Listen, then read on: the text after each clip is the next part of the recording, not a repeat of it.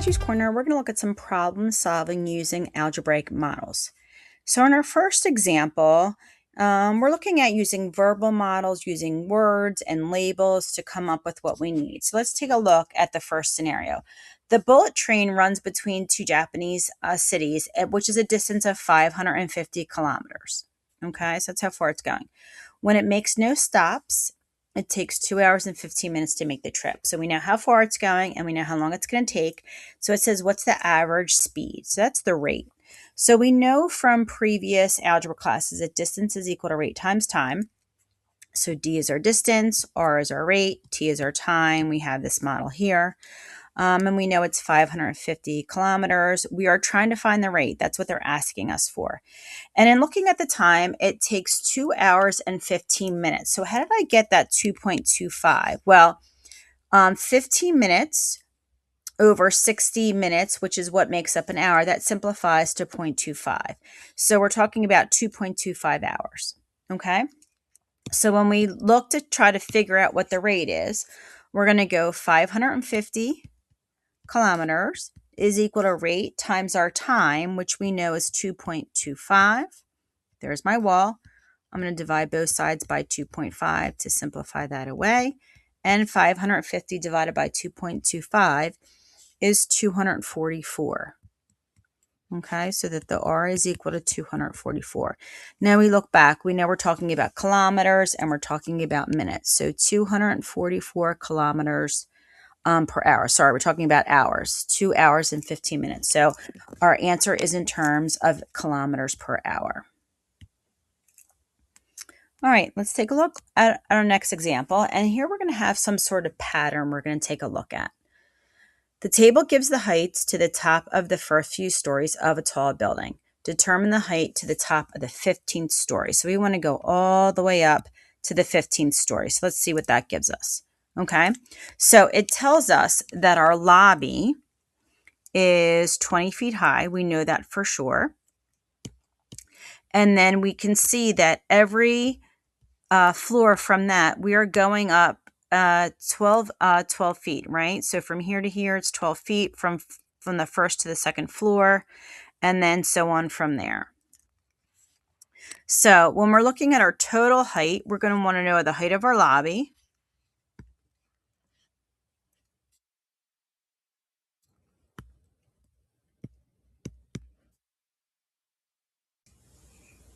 In our next example, we're going to look for a pattern. It says the table gives the heights of the top of the first few stories of a tall building. Determine the height to the top of the 15th story. So we want to go all the way up to the 15th floor.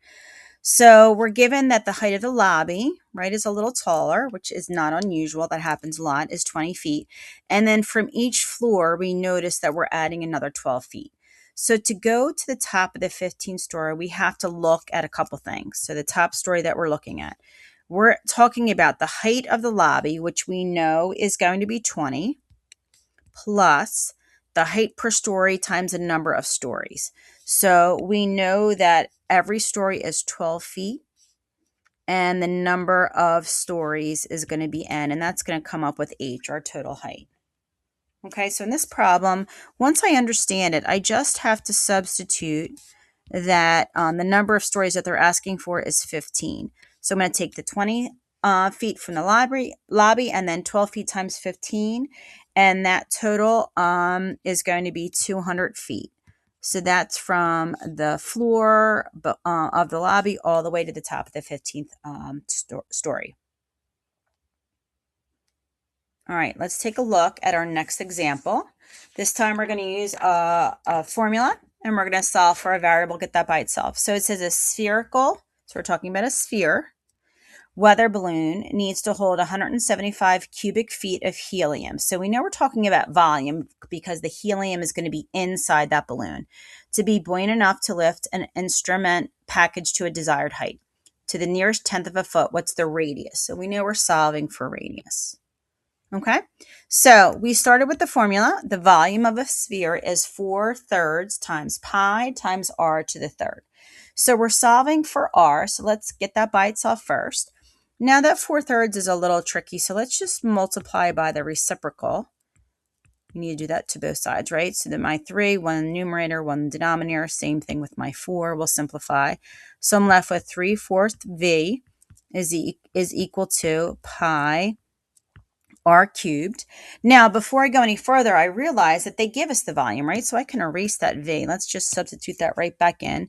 I know that's going to be 175 cubic feet. That's what they told us. And then last thing I need to do in order to get start to get my r by itself is divide both sides by pi.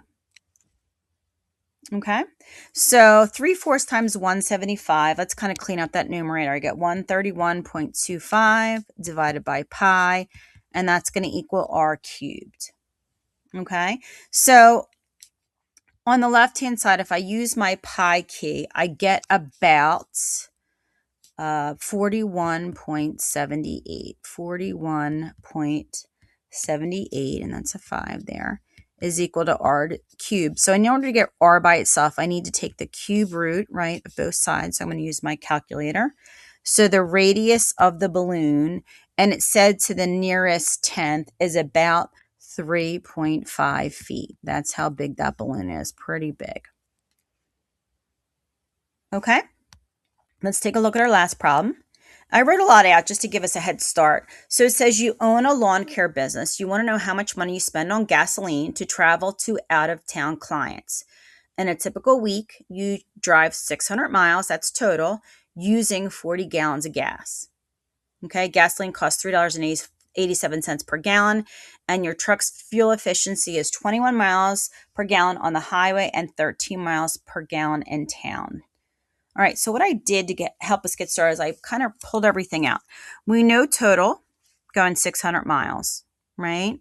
We know total both in town and out of town. We used 40 gallons of gas. There's the cost of the gas, $3.87 per gallon.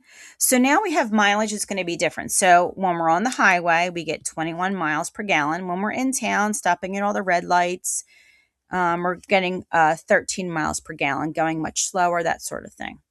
Okay, so to try to figure out how much we're going to use, how much it's going to cost us, so we need to figure out a couple things. So we have our total miles is going to be our fuel efficiency, right, and the amount of gas, and that's for highway miles, and we're also going to do that for the town. Okay, so we have 600 miles total. And then we have 21 miles per gallon in the highway. And again, we're not really sure how much gas we're going to use in each. Okay. And then when we get to our fuel efficiency in town is going to be 13 miles per gallon. And again, we know we have a total of 40. So that's going to be 40 minus X.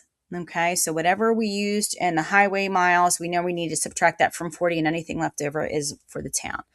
So this gives me 600. 21 times X is 21X. Now that 13, we are going to have to distribute. So that gives me 520 minus 13X. All right, on the right-hand side, we're going to combine our 21X and our minus 13X. That gives me 8X is equal to 520. Oops, sorry. That's a plus. I'm going to subtract the 520 to either side, and that gives me 80 here is equal to 8x, so x is equal to 10. Now at this point, we know x is equal to 10. If we go back at our variable here, we know that 10 is the amount of gallons that have been used for the highway miles. So if I take those 10 gallons and I multiply them by the dollar amount per gallon, then we know that we have spent a total of $38.70 for those out of town businesses, their clients. Okay, thanks so much for stopping by. Have a great